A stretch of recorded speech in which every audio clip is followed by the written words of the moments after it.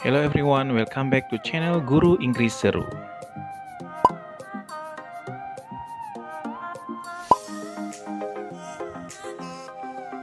Kali ini kita akan membahas syarat-syarat pendaftaran seleksi P3K tahun 2021.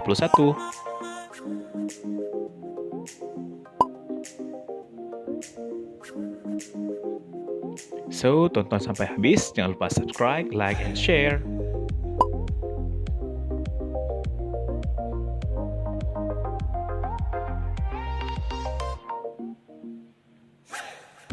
Nah, English Lovers, Kemendikbud buka seleksi untuk 1 juta guru P3K di tahun 2021. Info ini semakin viral di bulan November 2020. Kita simak info berikut ini.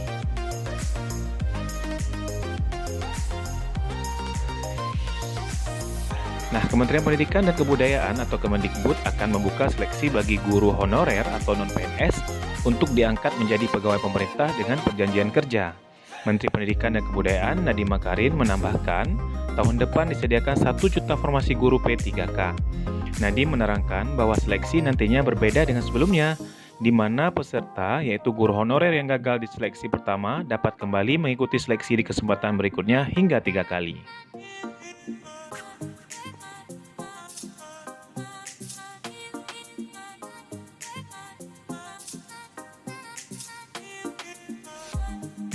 Jadi ini sangat berbeda, bukan hanya mereka akan dijamin bisa ikut melalui tes seleksi ini, kalaupun mereka gagal pertama kali, mereka akan mendapatkan kesempatan sampai dengan 3 kali untuk bisa lulus tes seleksi. Begitu kata Nadiem saat rapat kerja bersama Komisi 10 DPR pada hari Senin 16 November 2020.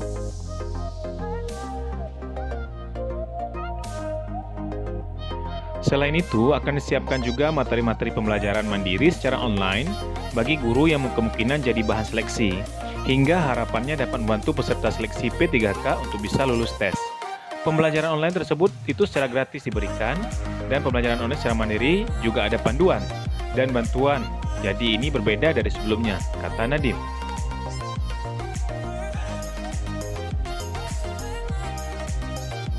Apabila guru honorer tersebut lulus seleksi, maka akan secara otomatis mendapatkan pengangkatan menjadi guru P3K.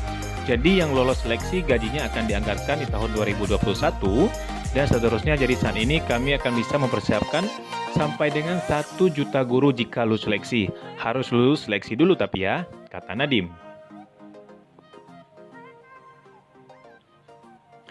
Terkait siapa yang harus diprioritaskan untuk tes seleksi guru P3K, Nadiem menekankan bahwa semua guru honorer dapat mengikuti seleksi tersebut, bahkan jika gagal dapat kembali mengikuti seleksi. Konsep diprioritaskan sudah tidak relevan lagi dalam sistem tes, karena semua guru honorer bisa mengambil tes. Jadi sudah tidak perlu lagi diprioritaskan, karena asal ada fasilitas bisa ikut tes. Selagi saya bilang, ini masih harus lulus tes seleksi. Ada yang bilang daerah 3T dong, guru yang udah lama dong. Pernyataan-pernyataan seperti itu tidak relevan lagi, karena semua boleh mengambil tes, tegas Nadiem.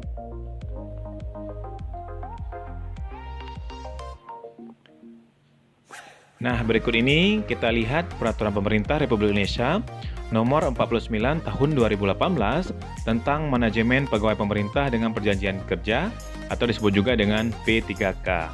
Berikut adalah aturan yang semua dipakai untuk seleksi P3K tahun 2021. Kita lihat bagian keempat, ini bagian pelamaran di pasal 16. Setiap warga negara Indonesia mempunyai kesempatan yang sama untuk melamar menjadi P3K untuk jabatan fungsional dengan memenuhi persyaratan sebagai berikut.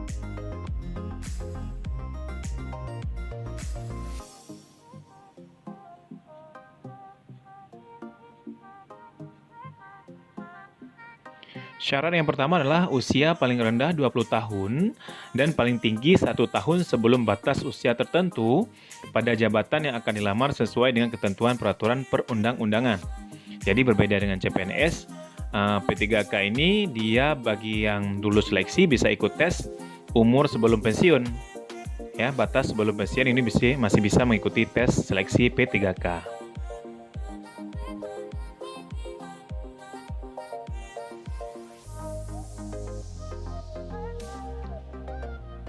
Kemudian syarat yang kedua, Tidak pernah dipidana dengan pidana penjara berdasarkan putusan pengadilan yang sudah mempunyai kekuatan hukum tetap karena melakukan tindak pidana dengan pidana penjara 2 tahun atau lebih. Nah, jadi bagi peserta lulus seleksi ini tidak boleh ada catatan kriminal sebelumnya.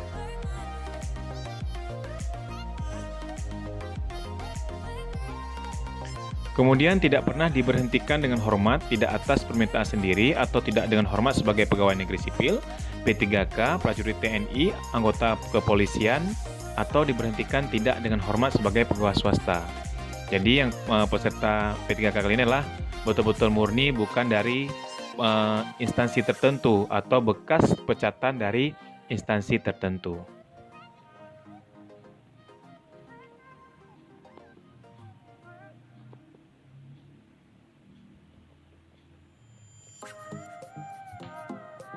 Selanjutnya, tidak menjadi anggota atau pengurus partai politik atau terlibat politik praktis. Ini jelas sekali ya, jadi para peserta ini tidak boleh termasuk dalam anggota himpunan partai tertentu.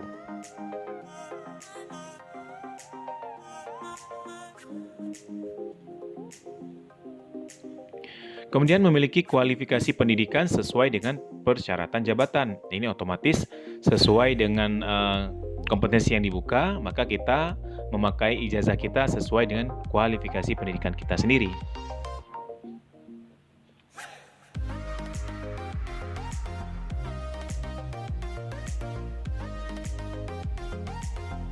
Kemudian yang F, memiliki kompetensi yang dibuktikan dengan sertifikasi keahlian tertentu yang masih berlaku dari lembaga profesi yang berwenang untuk jabatan yang mempersyaratkan.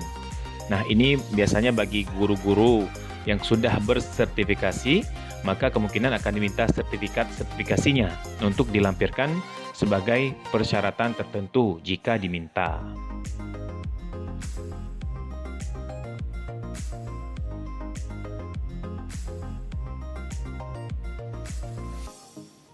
Kemudian sehat jasmani dan rohani sesuai dengan persyaratan jabatan yang dilamar. Ini biasanya dibuktikan dengan surat kesehatan dari rumah sakit atau puskesmas tertentu. Selanjutnya, persyaratan lain sesuai dengan kebutuhan jabatan yang ditetapkan oleh PPK.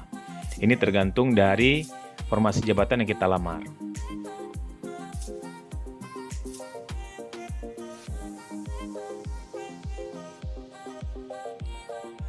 Selanjutnya, pasal 17 menjelaskan setiap pelamar harus memenuhi dan menyampaikan semua persyaratan pelamaran yang tercantum dalam pengumuman. Setiap pelamar berhak untuk memperoleh informasi tentang seleksi P3K dari instansi pemerintah yang akan dilamar.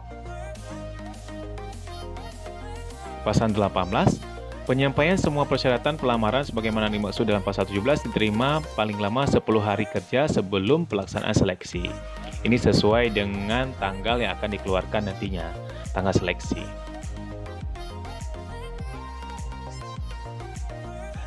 Selanjutnya pasal 19, seleksi pengadaan P3K sebagaimana maksud dalam pasal 7 ada 2. Yang pertama seleksi administrasi dan yang kedua seleksi kompetensi.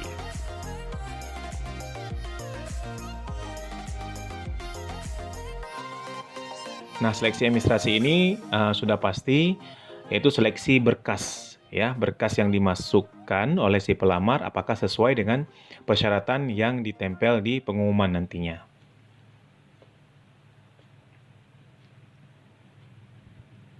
Selanjutnya pasal 21, seleksi kompetensi. Ini otomatis seleksi tes tulis ya yang akan diadakan oleh instansi tertentu dalam menyeleksi P3K nantinya.